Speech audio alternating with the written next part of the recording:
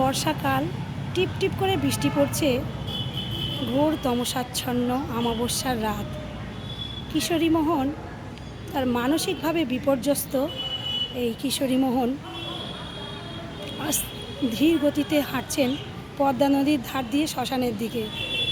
হঠাৎ তার পা পিছলে পড়ে যায় এই খরস্রোতা পদ্মা নদীতে। পদ্মা নদীর এত টান, নদীর সেই টানে তিনি ভেসে চলেছেন। কিছুতেই তিনি আর তীরে উঠতে পারছেন না। হঠাৎ ভাসতে ভাসতে ভাসতে ভাসতে কত দূর যে গেছেন তিনি নিজেও জানেন না। একটা সময় তিনি আন্দাজ করছেন প্রায় 2 মাইল মতো তিনি চলে গেছেন ভেসে ভেসে। একটা সময় তার মনে হচ্ছে যে সে আর পারছে না, তার বোধহয় জীবন এখানেই শেষ। তখন হঠাৎ তিনি স্পর্শ পেলেন একটা বাঁশের। তার গায়ের সঙ্গে স্পর্শ হলো।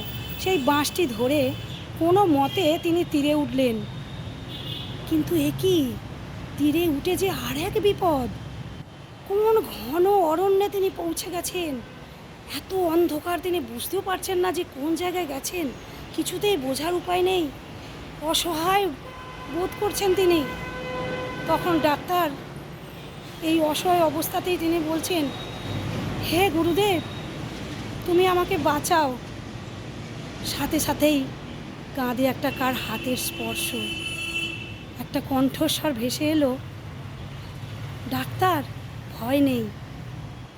সঙ্গে সঙ্গে বিদ্যুতের ঝলকানি, বিদ্যুৎ চমকে উঠল।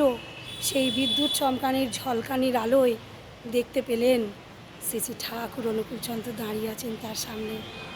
তিনি যে বিপদ তারণ মধুসূদন, তিনি যে অকুলের কাণ্ডারি, তিনি ডাক্তার কিশোরী মোহনের ডাকে তিনি পৌঁছে গেছেন সেখানে।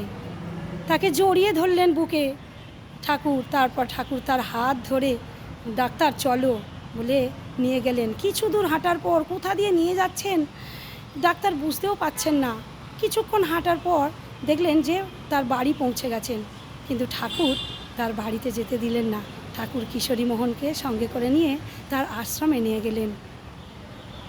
এই আমার পরম দয়াল ঠাকুর, তিনি যে বিপদ তারণ মধুসূদন, তিনি আমাদের জীবন রথের সারথি, তিনি অকুলের কাণ্ডারি, তিনি সর্বদাই আছেন।